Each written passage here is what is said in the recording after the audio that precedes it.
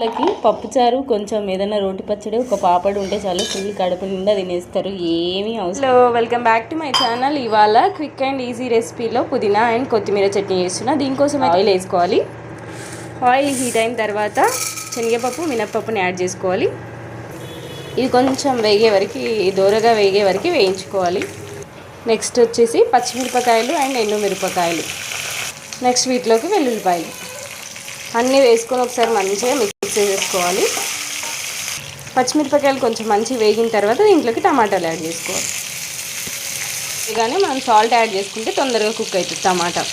టమాటాలు మంచిగా మగ్గిపోయినాయి. దీంట్లోకి చింతపండు యాడ్ చేసి మంచిగా కడిగి పెట్టుకున్న పుదీనా అండ్ కొత్తిమీరని కూడా యాడ్ చేసుకోవాలి.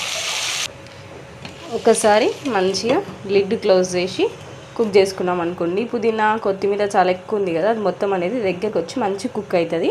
మధ్య మధ్యలో కలుపుకుంటూ కుక్ చేసుకోవాలి దాన్ని. కొత్తిమీర పుదీనా అనేది మంచి ఫ్రై అయిపోయింది. ఇంకా చాలు, ఇంతకంటే ఎక్కువ ఫ్రై అయింది అనుకోండి అంత బాగుండదు. సో ఇంత ఫ్రై అయితే చాలు. ఇది చల్లగైన తర్వాత మిక్సీ పట్టుకోవడమే.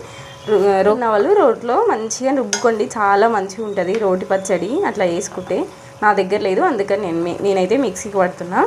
చల్లగైన తర్వాత మిక్సీకి పట్టుకుందాం. మిక్సీ పడుతున్నా. దీంట్లో కొంచెం పసుపు యాడ్ చేసుకొని మిక్సీకి పట్టేసుకోవడమే. అయితే మిక్సీకి పట్టేసుకున్నా. చల్లగైన తర్వాత దీనికోసం ఆయిల్ వేసుకోవాలి. ఆయిల్ హీట్ ఎక్కిన తర్వాత ఆవాలు శనగపప్పు వేసుకోవాలి. దీంట్లోకి కచ్చాపచ్చగా కలుచుకున్న వెల్లుల్లిపాయలు యాడ్ చేసుకొని నెక్స్ట్ వచ్చేసి కరివేపాకు, ఎండుమిరపకాయ పచ్చడిలో వేసుకోవాలి. తాలింపు వేసిన తర్వాత మిక్స్ చేయకుండా తినేటప్పుడు ఇట్లా తీసి పెడితే టేస్ట్ చాలా బాగుంటుంది, క్రంచీగా. అట్లా ట్రై చేయండి ఒకసారి.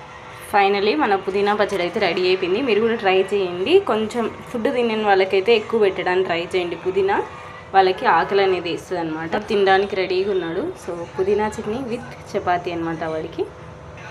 వాడు ఫుడ్ సరిగ్గా తినట్లే, వాడి కోసమే స్పెషల్గా చేసిన పుదీనా చట్నీ. కారం తినాలి, కారం అలవాటు చేసుకో అని చెప్తా.